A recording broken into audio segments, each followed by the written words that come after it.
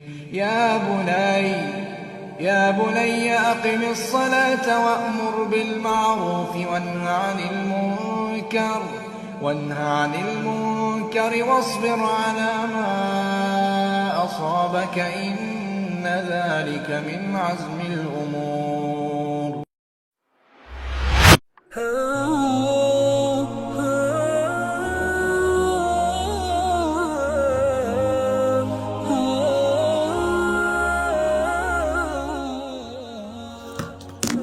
بسم الله الحمد لله الذي أكمل لنا الدين وأتم علينا النعمة ورضي لنا الإسلام دينا، والصلاة والسلام على الأشرف الأنبياء والمرسلين محمد بن عبد الله صلوات الله وسلامه عليه وبعد.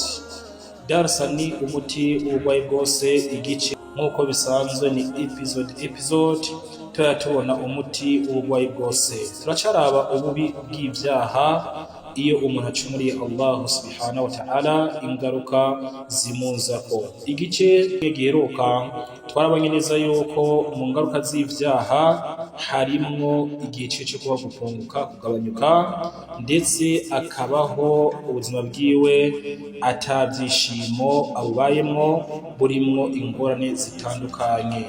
Niyo mpamvu ugomba kubaho wirinda ibyaha mu Islam kugira ubuzima bwawe bugende neza. Igitabo ni Ad-Da'u wad-Dawa ku rupapuro rwa 8.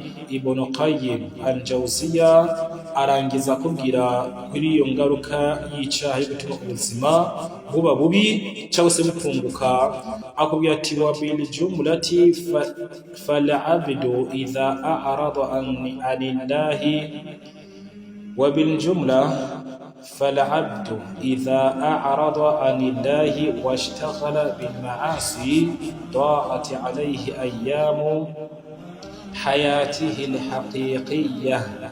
Ati mu ncamake iyo umugaragu wa Allah subhanahu wa ta'ala yirengagije Allah akamirengagiza, hari abantu usanga uhoraho baramwirengagije, ugasanga wafashe Allah subhanahu wa ta'ala utera nyuma y'umugongo ntukamere guca mu Islam, ugasanga umingo Allah ntugenda usubira iwiwe. Iyo rero umugaragu wa Allah yirengagije Allah akaba wa wundi yama mu vyaha, washtaghala bil maasi, akama yivanga mu vyaha, akama ari bize no gucumura gusa.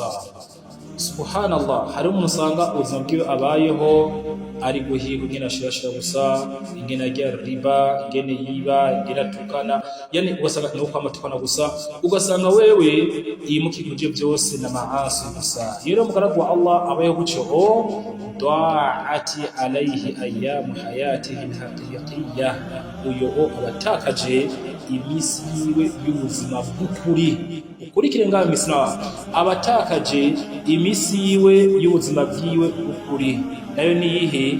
Allati yajidu riba ida'atiha yawma yaqul.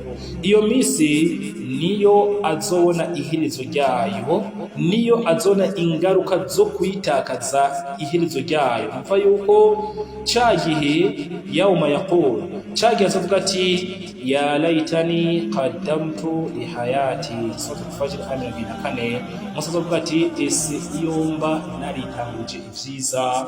Ni kuva yuko ku munsi mpero nyine Adamu amaze kubona ibihano agiyemo, ingene agiye guhanwa na Allah subhanahu wa ta'ala, ntihazobona yuko ijya misi yabayeho acumura atawuzima yarabayeho.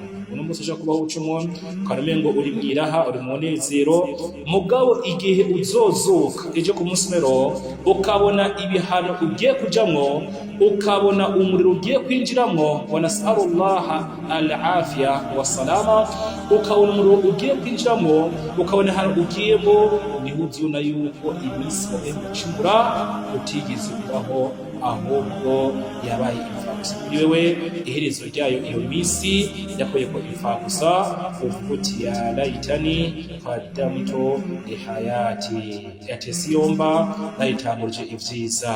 Ibn Qayyim al-Jawziyya ahereza ko ati wasirul mas'alati anna umura al-insan mudda hayatihi wala hayata lahu illa bi iqbalihi ala rabbih. Ati nibanga ikibazo kijanye n'ubuzima umuntu habamwo acumura iminsi umuntu aba igihe umuntu aba yabayemo acumura ibanga ririmo nuko igihe cy'umuntu abaho mu buzima bwiwe nta buzima aba afise kiretse kujya ku muntu yabayeho yerekeza kwa Allah subhanahu wa ta'ala. Sigura iki we kubaho kwawe mu gihe ubaho utari kurayoboka Allah usa nk'uko utari umusilamu, mu gihe ubaho uri mu byaha, mu gihe ubaho ucumura we nturi kurabaho. Iyo minsi uri kurabaho ni kuba yuko iri kugakurengana ipfa kubusa ni nk'uko utari kurabaho. Watana omi ubihi wa dhikrihi, hanyuma ugasanga abaho atari karonka inema za Allah, mukurukundo rwa Allah ndetse no kumwibuka wa ithari marodati no kuronka ibyishimo bya Allah subhanahu wa ta'ala. Bisigura iki? Ubuzima umuntu yumva ngo rikabaho ni ubuzima yobaho ari karonka inema za Allah, aronka n'urukundo rwa Allah, yibukwa na Allah, aronka n'ibyishimo bya Allah. Kuko ubuzima ngo arabayeho uri muri iyi si, ukabaho uri mu rukundo rwa Allah subhanahu wa ta'ala, ukabaho uri mu neema za Allah, ukabaho uronka ibyishimo bya Allah. Uri mu buzima bwacu urabayeho, ubwo nako kuburonka ni kwirinda ibyaha, ukabukora ibada bwinshi wisha n'ibyaha kure.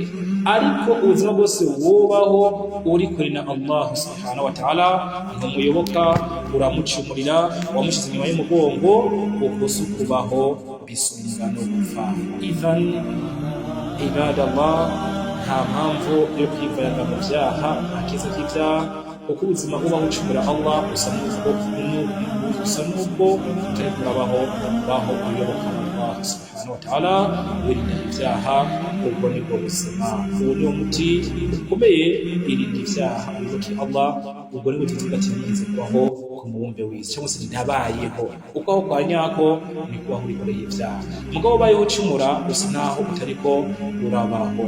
Ntihamuza kwicuza ati ya laitani qaddamtu li hayati, isi yumva narasenze, isi yumva natanguje ibyiza, isi yumva naretse ibyaha. Wongeye guca mu muriro ya Islam, urinde kugeraho baho ugamukira Allah, ahubwo aha ku isi uca woroherwa n'indi nyuma yo gupfa uzutse tukawishimira ati ngiye mu byiza bitandukanye. Munsi w'ibice bikurikira turacabandanya. Wa akhiru da'wana alhamdulillahi rabbil alamin.